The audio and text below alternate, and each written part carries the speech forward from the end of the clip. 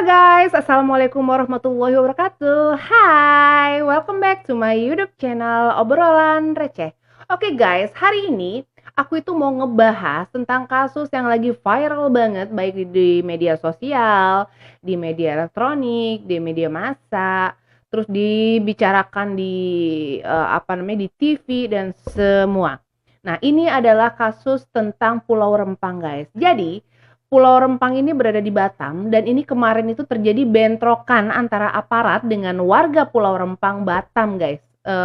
Itu kalau nggak salah terjadi di hari Kamis 7 September 2023. Nah, ini nih terjadi bentrokan antara warga dengan aparat gabungan dari TNI, Polri, dan Direktorat Pengamanan Aset BP Batam yang terjadi di Pulau Rempang guys. Nah, jadi Kepulauan Rempang ini ada di Kepulauan Riau ya, Kepulauan Riau. Jadi sejak tanggal 7 September 2023. Nah, ini nih disebabkan karena adanya penolakan dari warga Pulau Rempang terhadap pembangunan Rempang Eco City gitu loh, guys. Nah, jadi ini nih kemarin terjadi bentrokan dan rame banget, jadi tawuran gitu, guys. Tuh.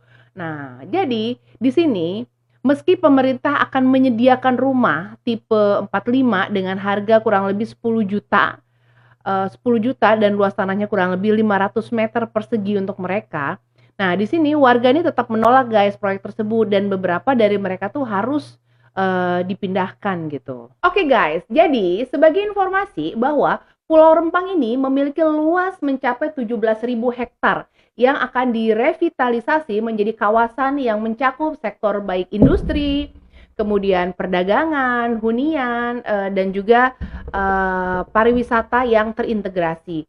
Nah, inisiatif ini bertujuan untuk meningkatkan daya saing Indonesia di kawasan Asia Tenggara. Oke guys, jadi di sini Sini Group, perusahaan kaca terbesar di dunia asal Tiongkok, mereka telah menunjukkan minat untuk berinvestasi senilai kurang lebih 11,5 US dollar miliar ya, 11,5 miliar US dollar atau sekitar 174 triliun hingga tahun 2080.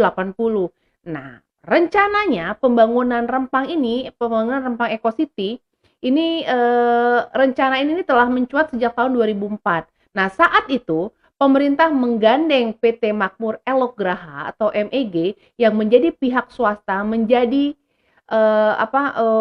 untuk bekerja sama melalui kerjasama dengan BP Batam dan pemerintah Kota Batam, guys. Nah, di sini aku mau sedikit kita ngulik 7 fakta terkait kisruhnya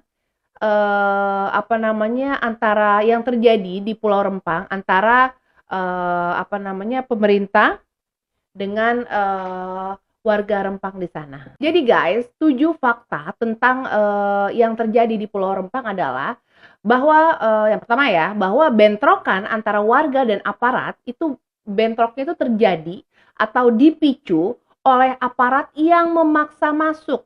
Nah, jadi aparat ini memaksa masuk untuk melakukan pengukuran lahan dan pemasangan patok batas di Pulau Rempang, guys. Nah, di sini polisi ini akhirnya terpaksa menembakkan gas air mata untuk membubarkan massa, dan gas air mata ini juga sampai masuk ke halaman sekolah dan beberapa murid harus dilarikan ke klinik untuk dilakukan perawatan, guys. Nah, jadi di sini menteri kita Pak Bahlil, nah dia yang dia kan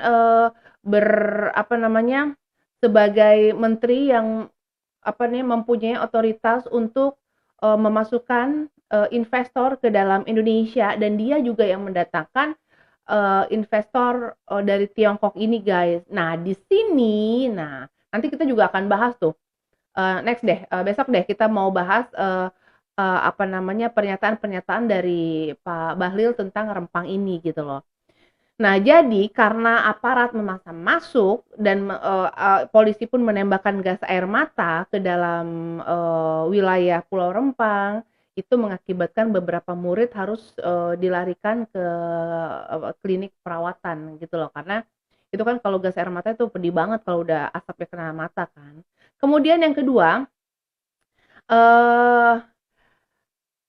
yang kedua itu jadi mengerahkan banyak aparat, itu pemerintah tuh mengerahkan banyak aparat, kurang lebih tuh katanya sebanyak 1.010 personel gabungan yang terdiri dari Polri, TNI, Satpol PP, dan Ditpam BP Batam dikerahkan semua 1.000 orang itu untuk menuju lokasi pemasangan patok pada tanggal 7 September kemarin. Nah, hal ini dinilai sebagai tindakan preventif dan prediksi sebelum bentrokan terjadi. Nah, di sini juga polisi juga dikatakan sangat eksesif dan agresif dalam memukul mundur massa menggunakan water cannon dan gas air mata, guys. Nah, jadi di sini tuh ya nggak bisa dielakkan lagi gitu loh, karena warga Rempang dia nggak mau direlokasi, sedangkan pemerintah wajib dan harus gitu loh segera memindahkan mereka, segera mengosongkan, dan sebagai awal mereka harus mengukur lahan tersebut gitu loh. Nah, mau nggak mau mereka menembakkan water cannon, mereka menembakkan gas air mata gitu, dan mengerahkan 1.010 personelnya, personel gabungan untuk segera mengosongkan Pulau Rempang, guys. Nah, jadi kan itu benar-benar ya chaos banget ya pada saat itu ya. Nah, jadi sebenarnya kalau menurut aku ya nggak tahu lah ya, itu sebenarnya ya pastinya sudah dibicarakan dengan baik, tapi mungkin tidak ada titik temu yang finally harus menggunakan hal-hal yang semacam ini gitu loh. Karena menurut Pak Bahlil sampai deadline yang telah diberikan oleh Tiongkok, apabila mereka tidak segera mengkosongkan, maka mereka akan menarik niatnya sebagai investor kaca di Indonesia untuk keluar dari Indonesia. Nah, ayo gimana nih? Oke, next lah ya. Yang ketiga, nah warga Pulau Rempang juga tergusur dari kampung sendiri. Masyarakat adat yang tinggal di 16 kampung tua di Pulau Rempang menolak keras untuk direlokasi. Mereka menganggap kampung-kampungnya memiliki nilai historis dan budaya yang sangat penting juga, guys. Nah, jadi sebenarnya gini, mereka itu tidak mau direlokasi, bahasanya Menteri Bahlil ini apa ya? Menteri Bahlil ini bukan direlokasi, bukan dipindahkan ataupun bukan dievakuasi atau apa gitu, tapi ini cuma digeser gitu. Nah, digesernya sama aja ya. Nah, jadi ada beberapa YouTube yang aku lihat, jadi mereka nggak mau dipindahkan karena mayoritas mata pencarian mereka adalah nelayan. Nah, apabila dia digeser gitu, nah maka nantinya mereka yang dia takutkan adalah mereka nggak bisa nelayan lagi gitu loh. Mereka nggak bisa mencari ikan. Nah, itu yang mereka takutkan. Padahal sebenarnya entahlah ya, kalau ngomongin nilai historis itu kita nggak bisa ngomong ya, atau nilai adat yang tinggi segala macam. Nah, kalau namanya nilai historis kan kita nggak bisa nilai ya. Tetapi kalau permasalahannya adalah warga tidak bisa melakukan aktivitasnya sebagai nelayan, nah rasanya itu bisa dibicarakan ya. Nah, jadi kemarin itu juga Menteri Bahlil juga temui warga untuk mencari solusi pembangunan Rempang Eco City. Nah, tapi belum ketemu titik temunya juga. Nah, jadi yang selanjutnya, fakta selanjutnya adalah bahwa sebanyak 3 kampung terdampak. Kepala BP Batam Muhammad Rudi menyatakan ada 3 perkampungan yang mencakup kawasan pembangunan pabrik. Nah, sehingga harus direlokasi dalam waktu dekat. Nah, karenanya sejak Juni tahun 2023 BP Batam sudah melakukan sosialisasi kepada masyarakat yang akan direlokasi terkait hak-haknya yang akan diberikan pemerintah. Nah, walaupun sudah diberikan sosialisasi, pertanyaannya apakah mereka setuju, apakah mereka satu garis gitu loh untuk segera direlokasi ke tempat yang baru. Nah, kenyataannya kan enggak, walaupun sudah sosialisasi tapi mereka tetap nggak mau menerima. Nah, iya kan, nggak mau kan. Nah, belum ketemu juga nih gitu loh. Nah, jadi ada 3 perkampungan yang mencakup kawasan pabrik sehingga harus direlokasi. Nah, 3 perkampungan ini juga mereka nggak mau gitu loh. Nah, jadi ini perlu ada deal-deal lagi ya supaya bisa ya sebenarnya plus minus lah ya. Jadi aku nggak ngerti deh ya. Jadi ini kan pabrik kaca ya. Pabrik kaca terbesar di Tiongkok. Nah, kaca itu bahan bakunya adalah pasir kuarsa dan pasir biasa gitu. Nah, sedangkan pasir kuarsa dan pasir biasa itu banyak lah pasti di Pulau Rempang kan, karena mereka dikelilingi oleh air gitu. Nah, sehingga kalau bahan baku ini diambil terus, maka pulau ini akan tergerus kan, lama-lama kan akan hilang, mengecil, mengecil, mengecil, mengecil, bener nggak ya? Nah, sehingga kalau itu terjadi, maka, ya kan, pulau ini juga lama-lama akan hilang, bener nggak sih? Tuh kan, iya kan? Oke, yang selanjutnya adalah sebagian kecil warga setuju memang direlokasi, itu sekitar 91 warga dari 3 kampung yang terdampak telah sepakat untuk direlokasi. Nah, tetapi total keseluruhan warga di 3 kampung tersebut tuh sebanyak 700 warga, guys, gitu loh. Nah, jadi banyak kan yang masih belum setuju gitu loh. Nah, sedangkan pihak BP Batam sendiri juga telah menyiapkan dana sekitar 1,6 triliun untuk merelokasi warga gitu loh. Jadi bahasanya kalau Pak Bahlil tuh bukan merelokasi, bukan memindahkan, tetapi menggeser. Jadi kira-kira bedanya apa ya? Ini hampir sama-sama aja ya guys ya.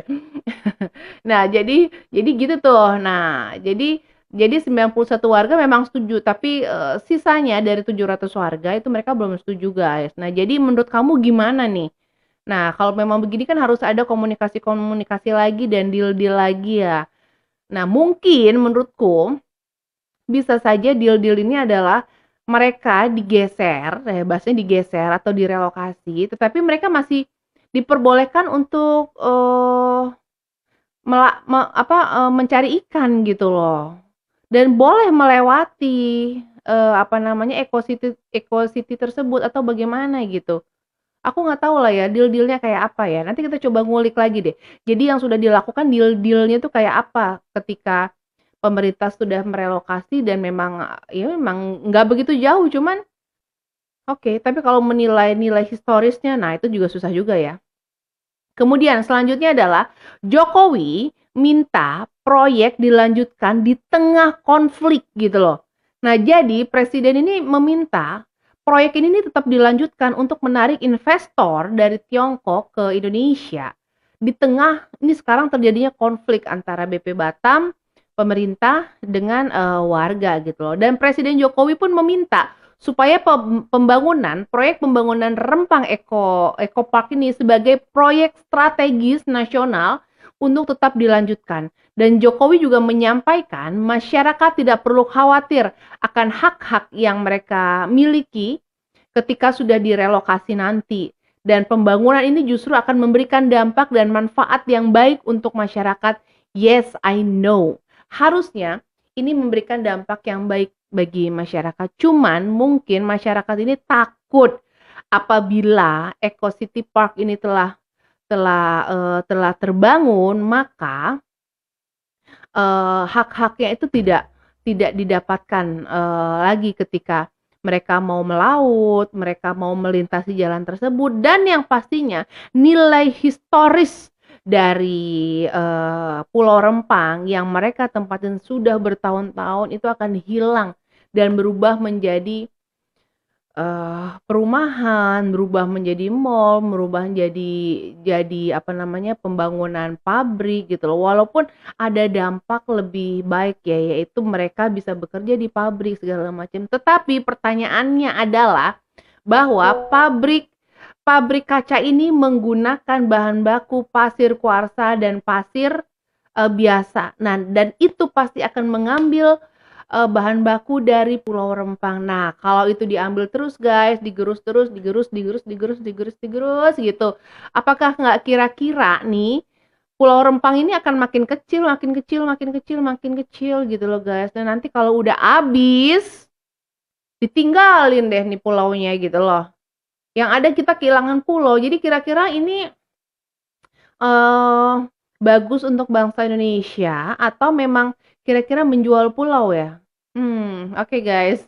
Nah, ini bisa dijadikan apa ya, pemikiran-pemikiran lain, apakah ini layak untuk dilakukan apa enggak? Walaupun ada dampak sosial, dampak ekonomi yang akan didapat selain lapangan kerja dibuka, tetapi ada hal-hal lain yang akan hilang gitu loh, yaitu misalnya sampai tahun 2080, memang kita mendapatkan hal lain tapi kita kehilangan pulau, kira-kira gitu nggak ya? Ah, gitu deh pokoknya deh. Nah, jadi ini hal-hal yang, apa, kasus-kasus yang ada di Pulau Rempang dan mungkin kita perlu tahu. Oke guys, segitu dulu ya. Makasih, assalamualaikum.